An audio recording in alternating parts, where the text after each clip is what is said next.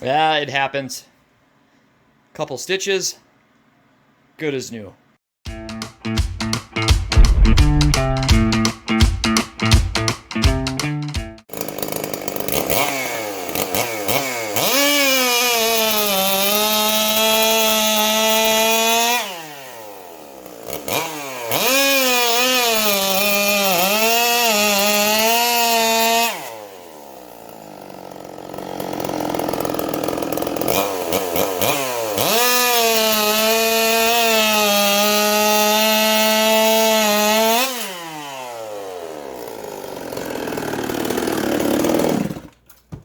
That wasn't bad. Ho, welcome back to the shop, guys. Now, I was kidding about the stitches, by the way. Absolutely kidding. I don't want anybody freaking out. I use super glue. Stitches are a waste of time and money.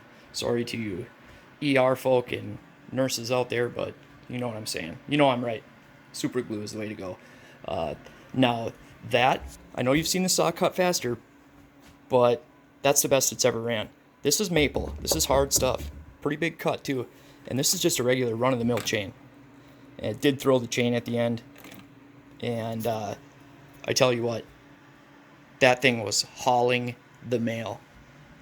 Absolutely hauling ass. I know I'm not supposed to swear in my videos anymore, but I don't even think ass is a swear word anymore, is it?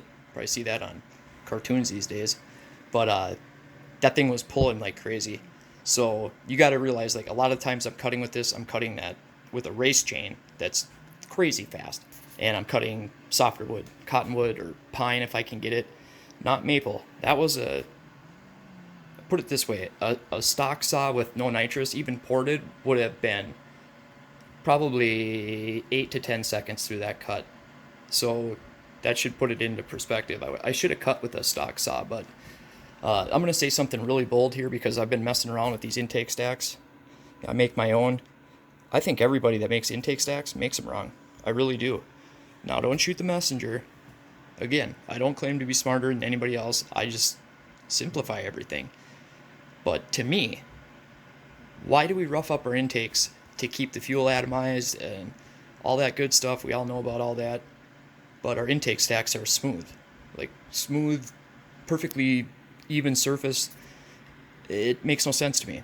Now, I understand that you're mixing the fuel and air in the carburetor, in the venturi, and then you're going into your intake. Like, this is the cylinder for I'm going to put this one on the nitrous saw, actually, the 461. Look at my intake.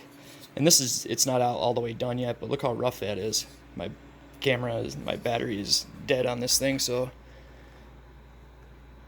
again, not done, but see how that's all rough like that? Like, I'll probably take like a 60 grit sandpaper and even it out a little bit, but I'll keep that surface rough. And when you get an intake stack, if I got one sitting here, you know, you guys have seen all these intake stacks right here. They're smooth. That's what your intake stack looks like. And even the intake manifold, I don't know if I have one sitting here. I don't know if this one's dimpled. A lot of them have dimples in them. I don't know if this one does. It doesn't, but they'll have dimples in them, and that's to help. I call it disrupting the intake charge, but keeps the fuel atomized, prevents puddling, all that good stuff. So, I don't know. In my crazy head, I think that intake stacks should be not necessarily rough, but my technique is I manipulate the intake charge before it enters the venturi, and I think it works. I really do. So that's all I'm going to say on that. It probably gave away too much, but it is what it is. I don't really care at this point. Most of the guys in this business either are not paying attention to what I'm doing, and the haters, they don't ever do anything besides flap their lips anyway, so what are they going to do? There it is, guys. The NOS saw. That thing was, again, consistency. That was manageable, and it was fast. Now I'm going to start playing around with jets, different nozzles, all that good stuff. Got to super glue my knee back together. Who needs chaps? Alright guys, see you next time. Stay rowdy, my friends.